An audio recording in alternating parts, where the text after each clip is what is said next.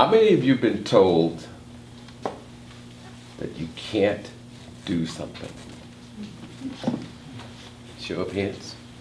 How many of you have been told that you're not tall enough, or you're not short enough, or you're too black, or you're too white, or you're too old or too young, you're not smart, you don't have enough experience? How many people have just told you that you can't do what you want to do? All right. I want you to think about that while I'm talking to you, because it's happened to all of us. Now, fellow Toastmasters, honored guests, we are inundated with positivity, with, I've coined a phrase. Someone is always telling us, take the high road, stay with your positive emotions. Where there's a will, there's a way. If you think you can do it, you can do it. Fly above whatever it is. Rainbows, birds, bunk. Right? You know what gets me going? When somebody tells me I can't do something. When somebody says, Ed, no. Now, once again, we've got parents, we've got preachers, we've got professors, and they all give us marvelous, positive statements. You can do it if you try. You're the best. We grew up as kids when our parents have told us that. More bunk. I'll tell you something, and I'll tell you very truthfully. Negativity is what gets me going. When somebody says, you can't do it, Ed, I'm ready for you. It gets me all pumped up. But you know what? In history, it wasn't just guys like me.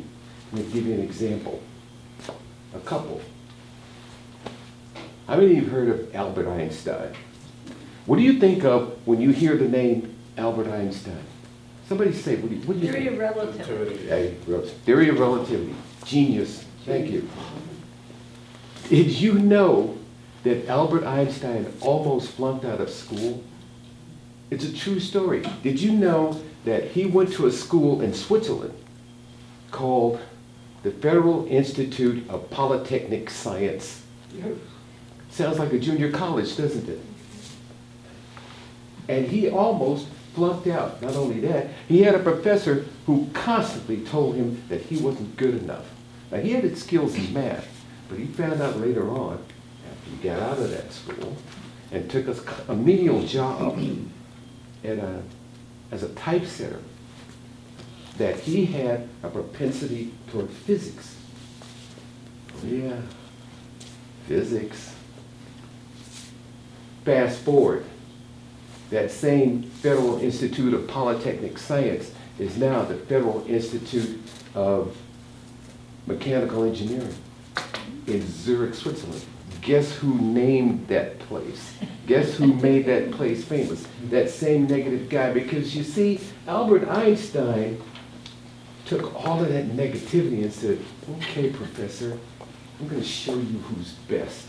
I'm going to show you that I'm better than whatever you could lay at me. He's a genius. Sports. How many of us like sports?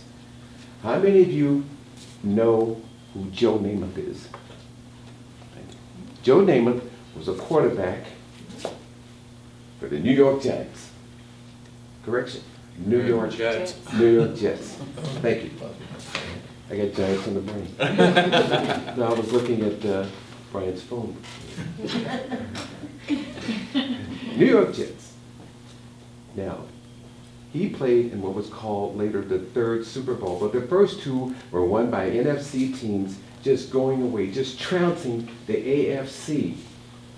Joe, confident, strong arm, smart, was asked by the media, well, Joe, do you think you got a chance against the The Baltimore Colts, they've got the #1 offense and the #1 defense in all of pro football. You don't stand a chance. Joe said, we're going to win. I guarantee it. Joe took that negativity. He took that big fat no and made it a yes. They won 16-7, and truly it was the first time that the AFC beat the NFC, and that truly was the first Super Bowl because that's how it got its name. It was renamed because of what Joe did, just like Albert Einstein. His school was renamed because of what he did. One more quick story. This guy named Ed Johnson. He wasn't always this big, important naval officer. He started off as an E1, lowest of the low. He was an enlisted guy, but he had a couple of years of college, and they told him he wasn't good enough to be a naval officer. In fact, they told him he was too old. He was 23. He couldn't go to the Naval Academy, right? Fine. 10 years later, fast forward. Not only did he become an officer, but the Navy actually told him, Ed, we're gonna push you to college if you want to. You got your choice of American University, Georgetown, or University of Maryland. Old Ed was smart. He chose University of Maryland because all of those Navy schools that they had given him, he turned into another year of college. So he only did 1 year of college and he graduated with honors. And the guy that told him that lie, that negativity, I fed on that. And I saw him 12 years later as a naval officer, and I walked on board this ship. And he saw me. He was still an enlisted guy. I walked on board the ship. Permission to come aboard. Permission granted, sir. Do you know me? No, sir. I'm going to talk to your commanding officer. When I get back, you'll know who I am. I came back, and lo and behold, he looked at me and he said, sir, I recognize you. He says, I'm not the same guy now that I was then. All that negativity left me. We shook hands and went out and had dinner. That guy is still my friend today. Negativity has its place. Negativity can get you motivated to do whatever it is you want to do. But if you let it stay inside you, if you let it fester, it'll be like a cancer. It can ruin you. It will make you not accept those people that really have changed. Kobe Bryant once said, the late Kobe Bryant, challenges, negativity, problems, they all help me to become better. That's what's happened to me. Has it happened to you? Yeah,